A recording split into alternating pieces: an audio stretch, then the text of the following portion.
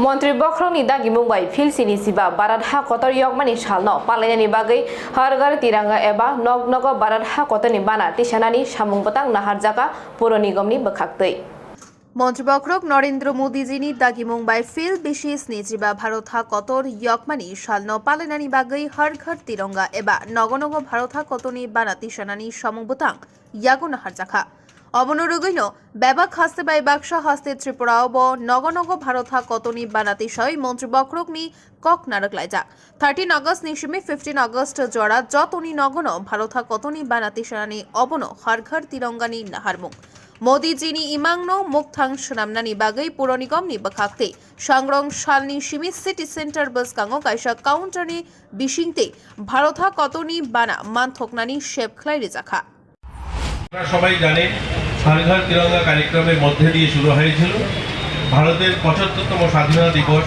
উপলক্ষে যে কার্যক্রম বছরব্যাপী গোটা ভারতবর্ষের বিভিন্ন প্রান্তে বিভিন্ন কার্যক্রমের মধ্যে দিয়ে আমরা উদযাপন করেছি।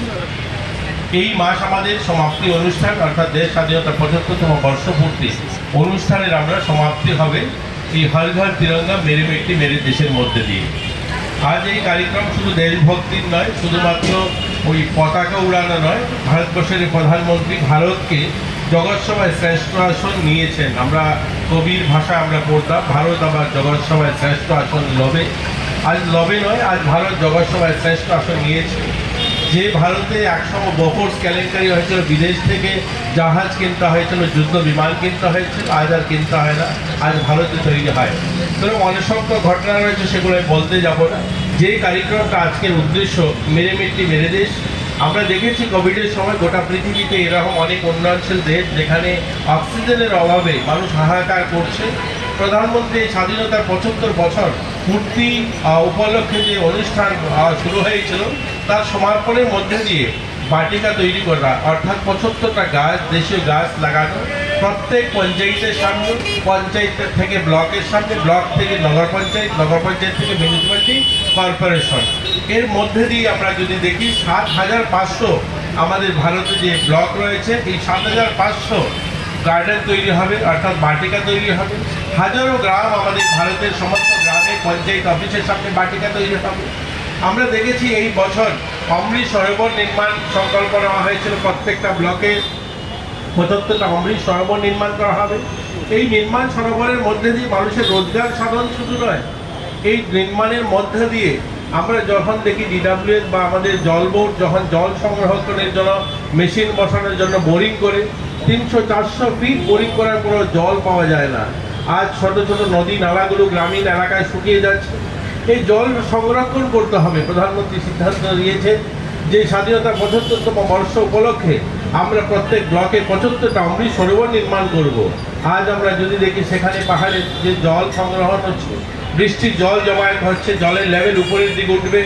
এই ধরনের সার্বিক কাম শুধুমাত্র ওই দেশভক্তি শুধু নয়, দেশভক্তির সঙ্গে দেশকে বৈভবশালী বানানো, দেশকে সমৃদ্ধ বানানো, দেশের প্রকৃতিকে বাঁচিয়ে রাখা, এই সমস্ত দিক থেকে প্রধানমন্ত্রীজি কাজ করছেন। তার জন্যই আজ ভারত জগৎসভায় শ্রেষ্ঠ আসনের লক্ষ্যে পৌঁছানোর রাস্তায় আমরা যদি আমাদের রাজ্যকেও দেখি, আমাদের রাজ্য দ্রুত গতিতে এগোচ্ছে।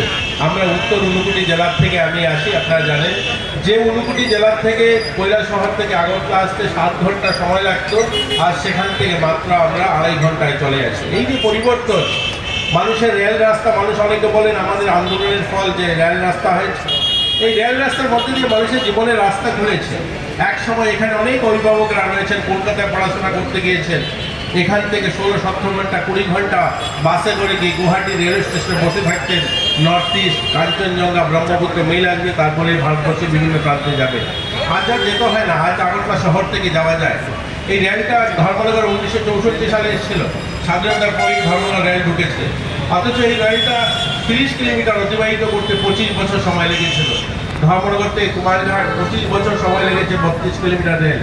অথচ মোদিজির নেতৃত্বে এই আগরতলা শহর থেকে রেল এই সাবরুম ১৩০ কিলোমিটার ৫ বছরে কমপ্লিট হয়েছে।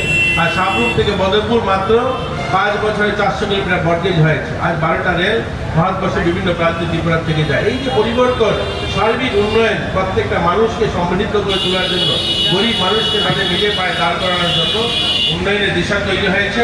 আজ আমরা স্বাধীনতার 75 বছর পূর্তি অনুষ্ঠানের সমাপ্তি কার্যক্রম আমরা সবাইকে অনুরোধ করব এই পতাকা সব প্রত্যেকের বাড়িতে লাগানো, যেমন আরেকদিকে আমাদের ইতিহাসকে স্মরণ করা, অনেক মানুষের রক্তের বিনিময়ে, অনেক মানুষের বলিদানের বিনিময়ে আমরা এই স্বাধীনতা পেয়েছি। এই স্বাধীনতা যেন আমাদের নেক্সট প্রজন্ম তারাও যেন জানে কী করে আমাদের এই স্বাধীনতা লাভ।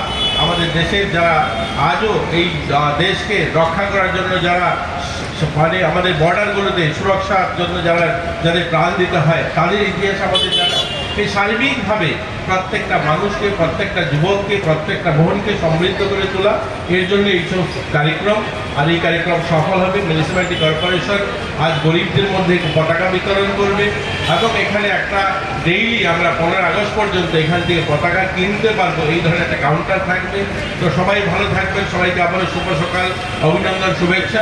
আমাদের মিউনিসিপ্যালিটি কর্পোরেশনের বাজেট রয়েছে, তার জন্য আমরা খুব সংক্ষেপে এই কার্যক্রমটা খুব আলোচনা কম রেখে আমরা সমাপ্তি করলাম। তো আমি মাননীয় আমাদের মেয়রকেও ধন্যবাদ জানাচ্ছি আমাকে এই প্রোগ্রামে আমন্ত্রণ জানানো, এবং আপনারা যারা গর্বটা জানাচ্ছেন সবাইকে ধন্যবাদ জানিয়ে আমি আমার আলোচনা শেষ করছি। জয় হিন্দ।